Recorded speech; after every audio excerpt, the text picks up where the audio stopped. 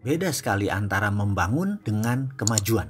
Ini adalah sebuah kalimat yang seakan membentak saya. Ini adalah percakapan dalam bahasa Inggris dengan mitra saya, si bule tua melalui Skype sore kemarin. Saya pun ingin memastikan maksudnya apa dari kalimat tersebut. Maksud kamu apa? Bisa dijelaskan? Begini, Indonesia saat ini terlihat banyak membangun infrastruktur. Iya, benar itu membangun. Namun jangan kamu bilang bahwa membangun itu memajukan Indonesia.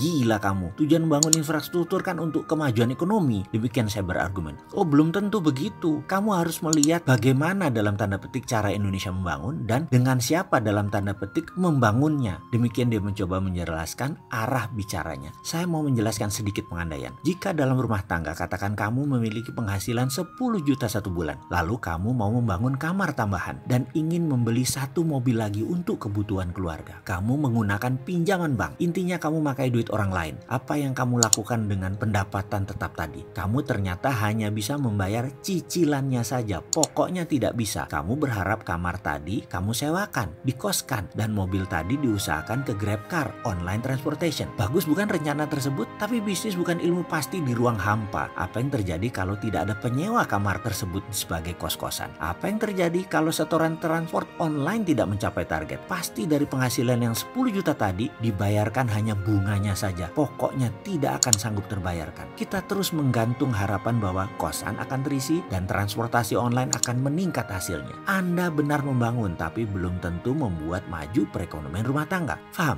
Demikian kalimatnya menekan saya. Mengapa saya merasa tertekan? Karena saya mengharapkan usulan bisnis dan dana budget yang saya ajukan kepadanya diterima olehnya. Dalam kondisi sulit mencari modal di tanah air, maka menggunakan dana pihak luar adalah salah satu solusi yang saya pikirkan. Bayangkan dalam 3 tahun terakhir, angka pertumbuhan kredit turun begitu tajam di Indonesia ini. Membuat sulit bisnis berkembang. Bank biasanya belasan persen per tahun tumbuhnya penyaluran kreditnya. Alias kalau tahun lalu 1 triliun, tahun ini ya 1,15 triliun. Ini pengandaian ya. Namun sejak 2014 tumbuh kredit turun yaitu 11,58%. Lalu di 2015 turun ke 10,44%. Tahun 2016 turun lagi ke 7,87 dan tahun 2017 turun hanya 4,18%. Di sebuah syarat ekonomi ingin tumbuh di atas 7% per tahun ekonomi nasional, maka kredit dikucurkan harus double, minimum 15%. Ini semua terjadi karena dana bank banyak kepake proyek jangka panjang. Jadi kering dana untuk UKM dan sejenisnya. Jadi sarannya bagaimana untuk kemajuan Indonesia? Saya bertanya lagi kepadanya. Dia jawab, kalau usulan kamu tentang TINA, there is no alternative, tidak dijarankan. Sarankan ekonomi Indonesia untuk memakai TIARA, there is a real alternative. Ada yang ingin tahu apa itu TIARA? Akan dijelaskan pada video selanjutnya.